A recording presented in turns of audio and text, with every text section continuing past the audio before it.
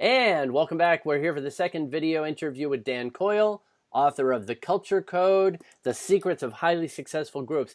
And in the last video, we talked about safety and how you all as leaders, by sending small belonging cues to make everybody in your team feel safe, not only in terms of status, but in terms of inputting ideas and making innovation and new efforts, can greatly improve retention and performance.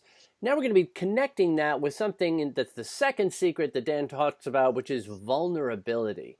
And this is so counterintuitive that I just loved this, that increased vulnerability. So for example, when I'm training groups of college professors, their main concern is that if they express any weakness, any doubt, any lack of expertise, or not having every answer, that their team is going to lose faith in them and that they'll ultimately perform less well. And you're showing that it's actually almost exactly the opposite, that the leader's willingness to show vulnerability can greatly open people up. And the best example of how terrible this can be, and then we'll follow with wonderful, could you tell us about the Minuteman Missileers? Yeah, if you have to search for the worst culture in America, which I did as part of this book, I was looking at really great ones. I was visiting Pixar and SEALs Team 6 and the San Antonio Spurs. But the question is always in the back of your mind, what's the opposite of that? And it turns out the opposite of that is the Missileers, the people and officers of the U.S. Air Force who control the nuclear arsenal of Minuteman missiles. They're stationed in North Dakota, Minnesota, and Montana. They've got a record of performance that leaves, let's put it politely, leaves a little bit to be desired. I mean, in terms of cheating scandals, in terms of drug scandals, in terms of proficiency problems. It sort of peaked one day when they all flunked this big exam, and then they knew the examiner was coming back to check on them, and two of the guards were playing video games when the inspector arrived. So they didn't get the message exactly. So why are they so bad is the question. And when you look deeply at why they're bad, you have to look at a few different environments. One is that they are at the bottom of a silo, a cold silo that was built in the 50s. They're isolated physically from each other. Mm-hmm. They're apart and isolated. The second one is that their job, no belonging cues, right? You're alone. You're alone all the time. Loneliness is one of the most toxic things you can have in health and in life, and especially in our social lives. Right.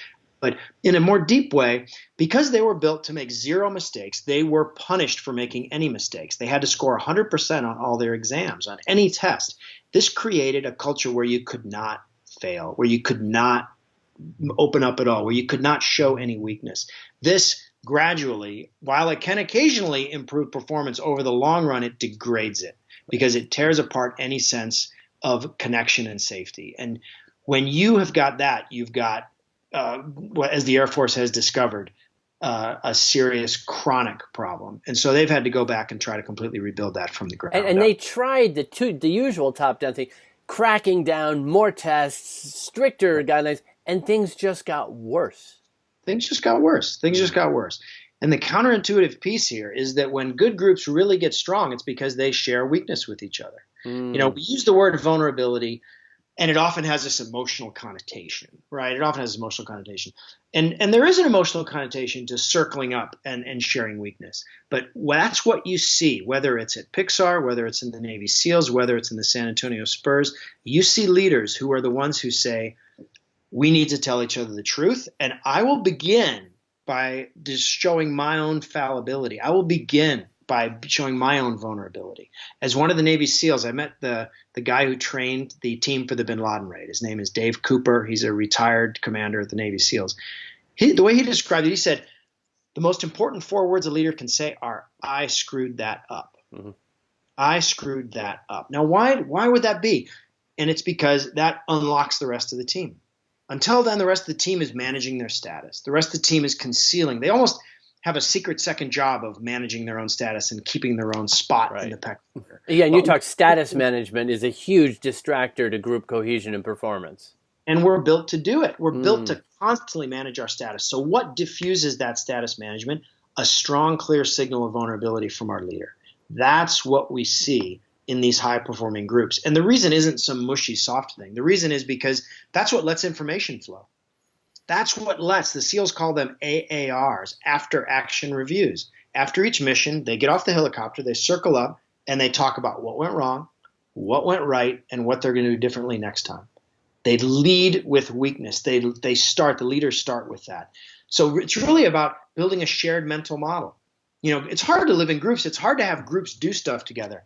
But vulnerability about weakness and candor about failure is the only way a group can ever build a shared mental model of what to do. It's the only way if a group is constantly hiding the truth from each other, Right. how can it possibly function? Right. And So I would really want you to give people an idea of how this could be literally turned around with a brief version of the transformation of the Ben Folds story, which is astounding. there was a ship that was one of the worst performing ships in the Navy. A new commander came on. His name is Mike Abershoff, who actually is a fine writer in his own right. And the first thing he did was have each person into his office for an interview. He just asked them three questions. What do you want to? What should we keep doing? What should we stop doing?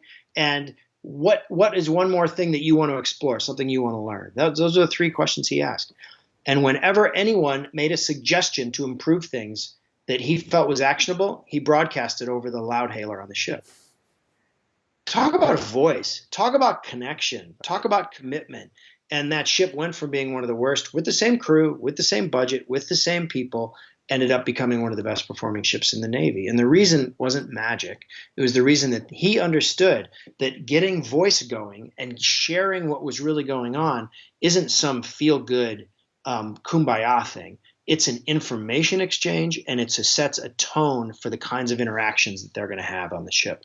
And it really encourages this sort of bottom-up innovation, idea testing that you talk about at Pixar, that you talk about with the Navy SEALs, that you talk about with the San Antonio Spurs, where any idea can be vetted, any idea coming from anywhere might be valid, and the key is for the leader to send a signal to the group that their opinions, their input matters, and that the leader doesn't have all the answers.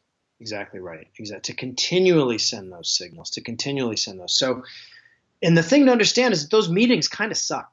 Like, I don't think people realize how painful Pixar meetings are. Right. They sort of picture people at Pixar and everyone's sort of blowing bubbles and inventing, unicorns and all these beautiful things are happening. No, the meetings are incredibly awkward and difficult because they're confronting really complex problems. Like, we can't get this movie to work. We can't get this character to make us care about this character. And so they're sharing very high candor truths. So you have to treat it like a physical workout almost. We understand with our bodies that to have a productive workout, we have to get to where we're experiencing some pain. Like, we have to really get in touch with the edges of our performance. And group life is exactly the same. Group life, you have to come together and experience that kind of awkwardness and slight embarrassment of, damn, we really messed that up, didn't we? Or I really messed that up, didn't I? Or you really messed that up, didn't you? And not blame the person, not be judgmental, but simply have warm candor in that exchange so that we can share the information and get better together and reconnect. So it's this constant cycle of safety and vulnerability, this two-step that goes together where we're connecting and then we're telling hard truths and then we're connecting, and that all keeps deepening us and keeps deepening that connection. And next, we're going to be talking about how safety and vulnerability get even better results when they're connected to the third secret you're talking about, which is purpose.